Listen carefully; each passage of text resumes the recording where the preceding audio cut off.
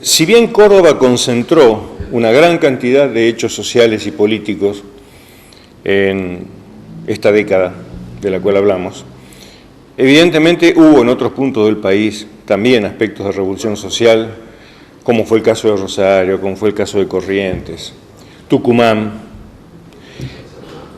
y hubo otros hechos muy especiales vividos, por ejemplo, en la provincia de Buenos Aires, caso Ezeiza, lo que nosotros hemos denominado históricamente la masacre de Ezeiza.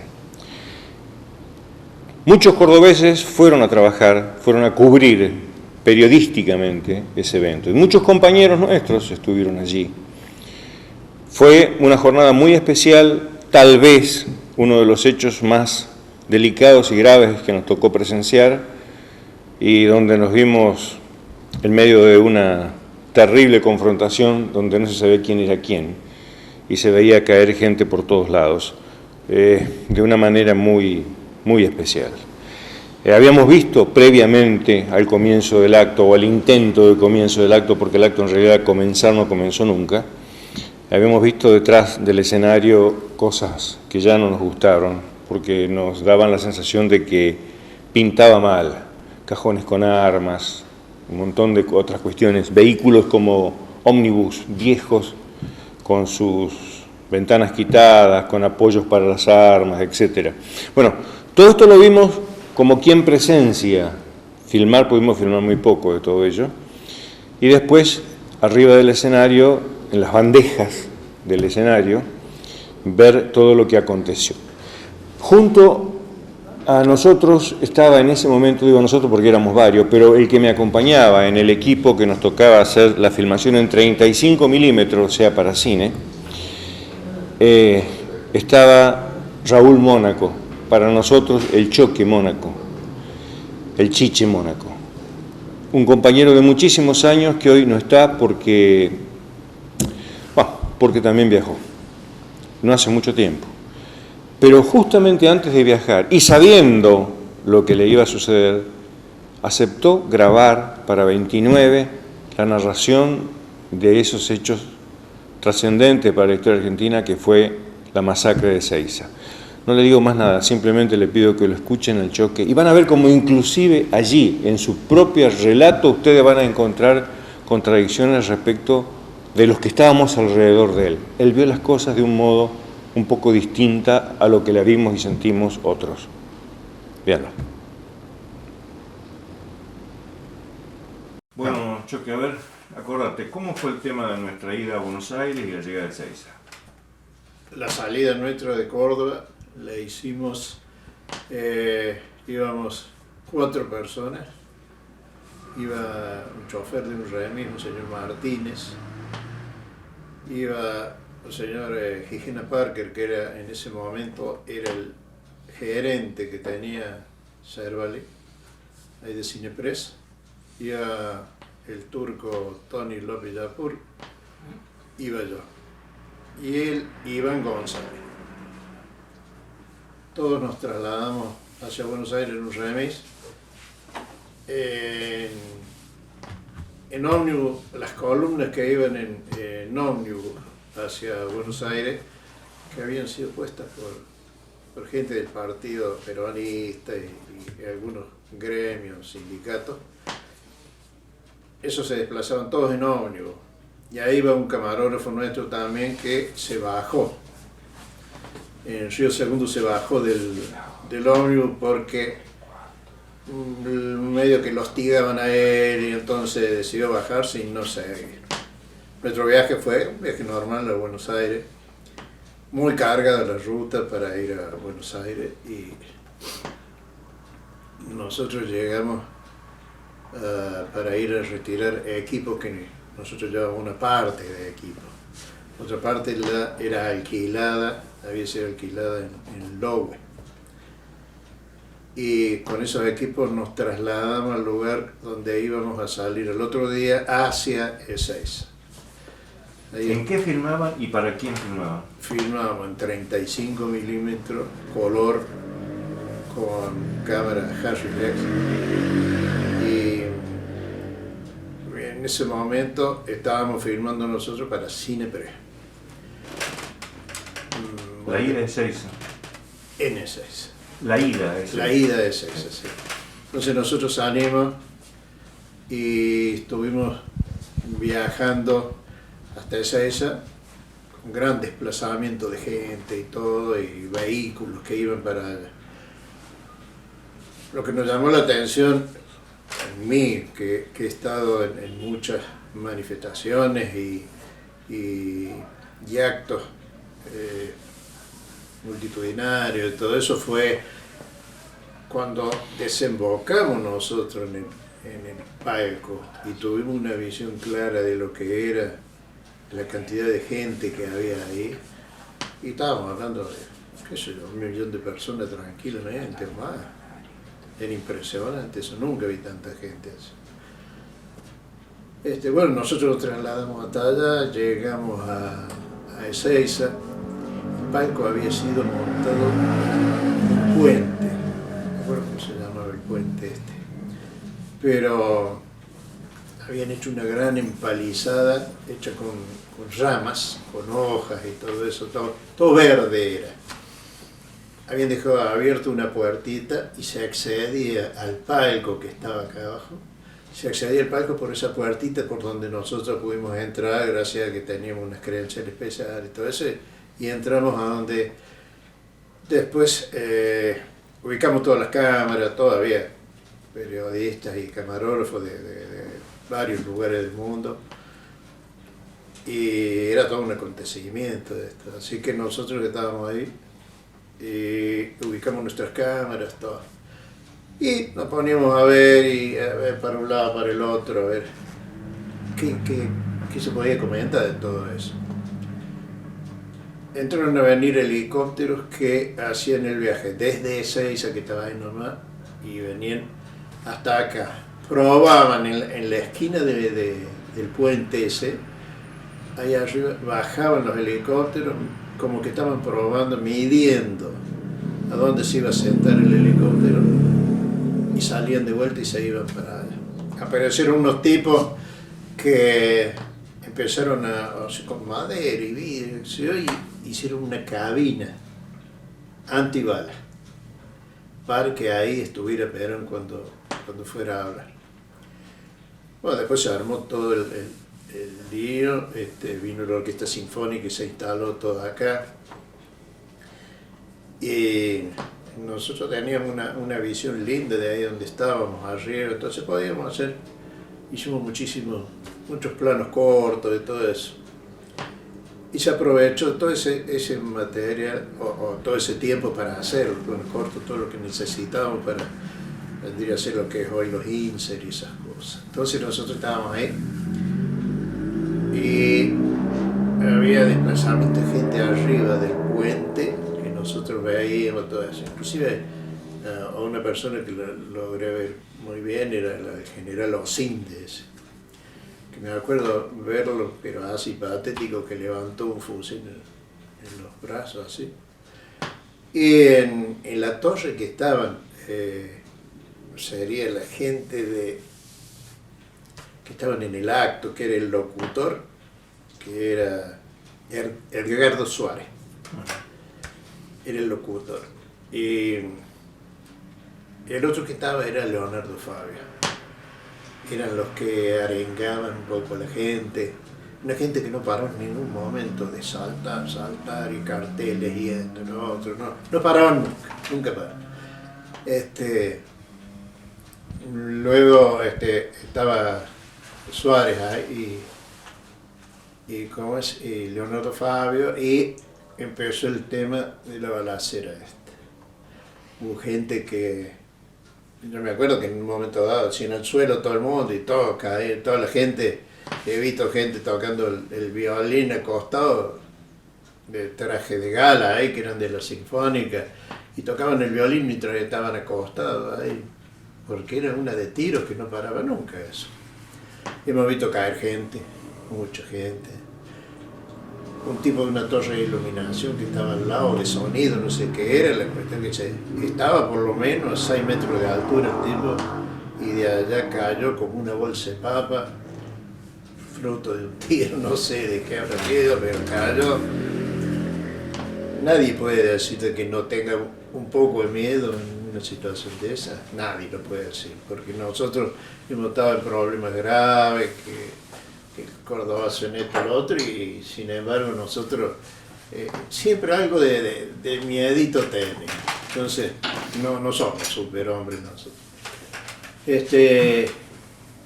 Vi esa foto que recorrió el mundo, ese tipo que lo levantaban de los pelos, el cabello así, lo tiraron hacia adentro y lo mataron a patada, porque fue a patada que lo mataron. Le pegaban con los tacos de una forma, se remordían, que era impresionante. Y después hemos visto un montón de gente que cayó ahí. Nosotros en un momento dado dijeron que no venía Perón ahí, se armó todo este pelote y bueno, buscamos de agarrar todas las cosas y salir por la puertita esa que había quedado, que nos chocábamos todos por salir, los músicos, todos buscamos de salir por ahí. Bueno, el panorama fue bastante feo después, porque cuando salimos de ahí nosotros teníamos el remis que habíamos ido de acá de Córdoba, estaba a 400 metros más o menos de donde habíamos iniciado nosotros nuestra ida. Entonces íbamos buscando dónde estaría el remis, porque lo lógico sería de que se hubiera ido de ahí el remisero y no hubiera dejado, porque la cantidad de balas que había. Entonces hemos visto caer gente ahí cerca nuestro y ver helicópteros que bajaban en el hospital, que estaba, no sé, 300, 400 metros, estaba el hospital ahí de Ezeiza, y bajaban los helicópteros y llegaban ambulancias con gente y otras que partían hacia Buenos Aires, con mucha gente herida y todo eso. Y bueno, bien, fue caratulado como la masacre de Ezeiza, porque fue eso, no fue otra cosa. Desde el punto de vista del trabajo, de la filmación, de todo lo que se había hecho, Sí. ¿Qué pasó arriba del palco? ¿Pudieron trabajar? Se pudo trabajar, pero es lo que yo decía antes, el tema de hacer todo el tema de planos cortos, de hacer muchos grupos de gente, así que era impresionante la cantidad de gente. Eso pudimos hacer nosotros, y después el Tony, me acuerdo que del suelo firmaba, y el tipo, el locutor, le decía: compañero periodista, baje esa cámara, le van a pegar un tiro, baje esa cámara. Por supuesto que el Tony allí casado me hizo eso, y logramos filmar un montón de cosas que después se perdieron, se desapareció todo el material. Cuando veías el palco o estabas en el palco, hacia abajo, la gente, con los tiroteos, con las balaceras, Se mantenían igual, con sus carteles para arriba y saltando y cantando, cantaban igual, es como que no los tocaba nada a ellos. Era todo arriba del palco y atrás del palco. y al costado, donde estaban las barreras de pino, que había tanta gente ahí. Sí, esa gente ahí, yo no sé cómo fue la historia, pero había bandas ahí, había de un lado del peronismo, del otro lado del peronismo, y estaban entre ellos dándose. Es decir, nosotros habíamos quedado medio al medio de toda esa situación. Por eso es que los otros, bajo el palco, ese 1.000.000 y pico de personas, no en ningún momento flaquearon, ellos siguieron cantando y haciendo todo eso. Cuando se hace el anuncio que Perón llegó a Morón o que Perón no va a venir, Sí. y llega la desbandada, digamos, Sí. En ese momento las balaceras continuaban todavía. Pero atrás del palco. Es decir, en el palco ya no. Pero había mucha gente armada arriba del palco. En el palco no, en el puente. Ahí en el puente había mucha gente armada. ¿Habían podido recorrer ustedes toda la zona antes? Un poco, anduvimos un poco, no mucho. Anduvimos un poco porque no podías dejar todos los equipos. Pero sí, anduvimos nosotros. Tratábamos de reflejar algo de lo que estábamos viendo.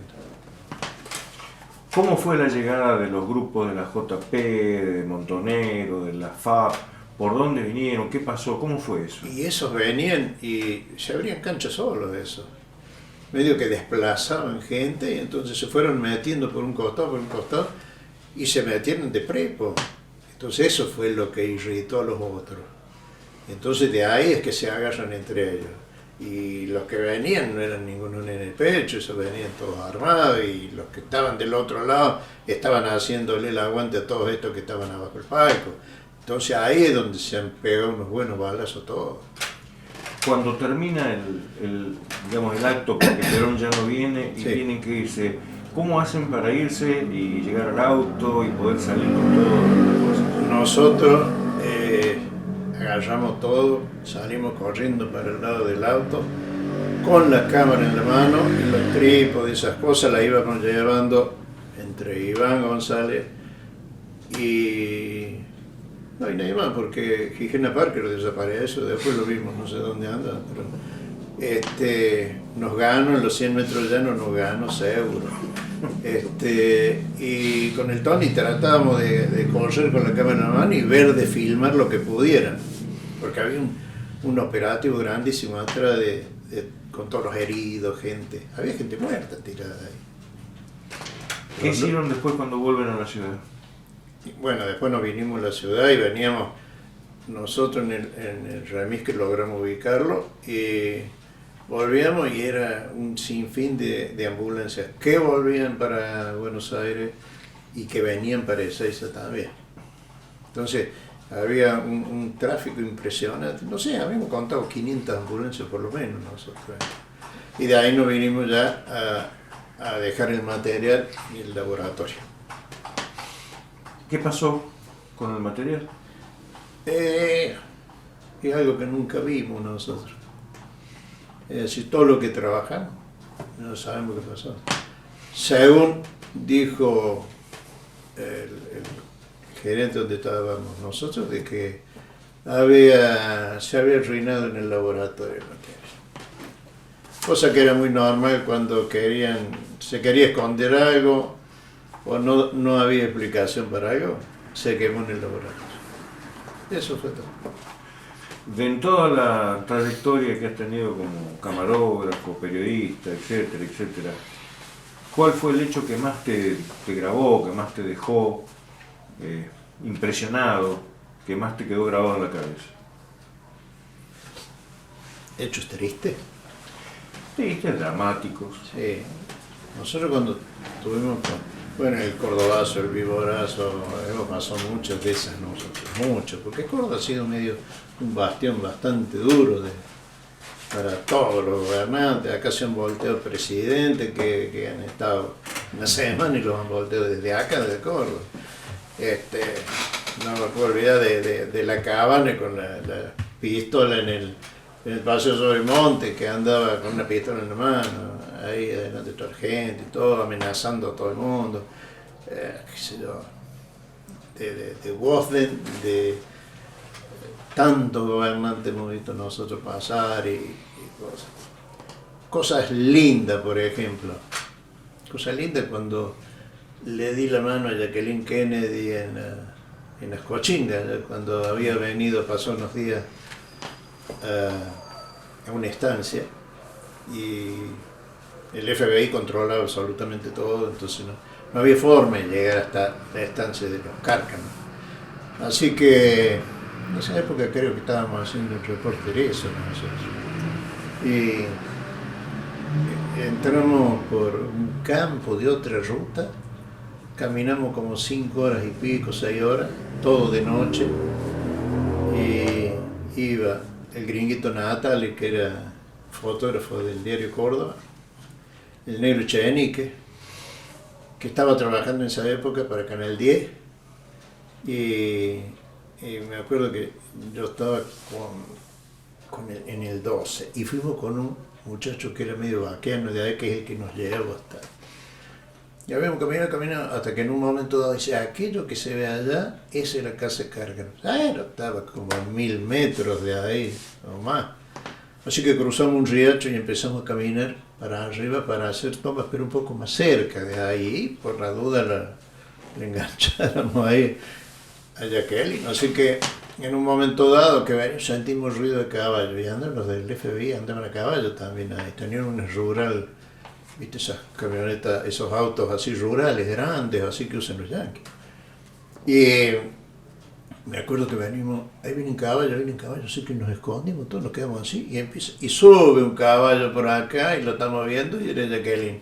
Y atrás venían los dos chicos, en otro con un tipo, después la nena con un tipo, el chico con un tipo, que era John, el hijo, y atrás venía alguien de la familia Cárcano. Y la cuestión que ella dice, look, que miraran ahí, éramos nosotros, salimos entre los luz ahí. Y empezamos a filmar, y le dimos, se paró con el caballo y todo para que la filmaran, y la filmamos. Me agoté un rollo de 30 metros de película, y me lo agoté ahí, pero daba cuerda y le daba cuerda y le daba, y al final estiró la mano ella para que le di la mano, qué sé yo, pero amorosa la señora. Y el tipo que estaba atrás de todo dice, esperen que ya los hacemos salir para el portón. No, dije yo, no. Vaya usted tranquilo, nosotros nos vamos por acá, vamos a cortar, ¿viste? En el portón estaba lleno de periodistas de Buenos Aires, de todos lados. Así que nosotros entramos con nosotros y yo le daba cuerda a la máquina mía, saco la película, la pongo en la latita y me la meto en el calzoncillo. Entonces de ahí empiezo a darle cuerda a la máquina y a gastar película, y a gastar para, por las dudas, nos agarraran, nos iban a quitar la película, iban a tirar toda la película. Pero ahí pasaban los camionetas, iban y venían y no nos podían agarrar hasta que llegamos lastimados por todos lados. Y salimos como a 150 metros del portón y ahí empezaron a gritar, allá van, y nosotros cruzamos, saltamos el alambre y ya una vez que estábamos afuera nadie nos podía hacer nada. Así que me acuerdo que volvimos hasta la iglesia de Ascochinga y había un bar ahí. Y en el bar había periodistas de Buenos Aires, de todos lados. Llegamos todos maltrechos.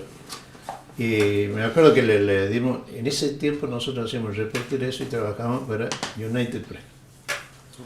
Así que esa salió por todo el mundo, qué sé, por todos lados.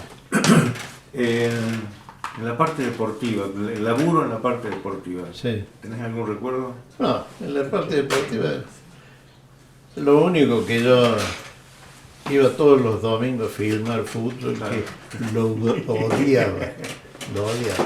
Era lo único, porque eso te alejaba de tu familia, no podías tener un domingo para comer nada con tus hijos, nada. Lo odiaba, el fútbol siempre lo odié. Y ahora de viejo me gusta Belgrano. ¿Qué va a tener así? ¿Y de qué le ganó River? Y sí, de que le ganó River antes. Yo si tuviera que dar un mensaje a tus compañeros, a la gente con la cual conviviste todo esto, y sobre todo a los chicos jóvenes que vienen con otra tecnología. Sí, nosotros nos ha tocado sufrirla la tecnología, porque no teníamos tecnología. Nosotros hemos filmado con lo que hemos tenido. Hemos andado con equipos de luces que tenían 4 lámparas, una cruz gigante ahí y un cable de goma que pesaba 30 kilos y con eso íbamos a filmar. Estos chicos les cayó del cielo. Nosotros cuando vimos la primera máquina de video que lo usaba Cacho Fontana, creo que era en un programa, show, teleshow, una cosa así. La máquina de mirar. ¿La máquina de mirar? Bueno, que nosotros veíamos eso y decíamos, no puede ser, esto no puede ser. Y he tenido, qué sé yo, a mí me dio muchas satisfacciones. Nosotros íbamos a filmarnos con equipos como los que hay ahora, hemos ido a filmar con cinta métrica porque no eran reflex los equipos. Yo le gané una apuesta a uno porque le iba a tocar la nariz a un gobernador que ese día asumió y yo le hice una apuesta a otro que estaba en periodista de que yo le agarraba la nariz. Entonces dije, no soy irreverente. ¿Qué irreverente? Hicimos la apuesta y bueno, fue así. Yo me acerqué con la cinta métrica, fui y le agarré la punta de la nariz y le dije, discúlpeme, así. Y dije, tantos metros y me volví y la gané. Pero era así. Yo llegué a decirle a un gran prevelado que había ahí si era todo braguete lo que tenía en la sotana. Pero el tipo que me soportó muchas cosas, era amigo de mi viejo, qué sé yo, pero es así. Esto es un montón de lo que te pasa en este trabajo, son un montón de cosas lindas y feas. Y hay que adaptarse a lo que viene, ¿viste? No tomar partido. Porque nosotros no podemos tomar partido por nada. Entonces, nosotros veíamos pasar la cosa.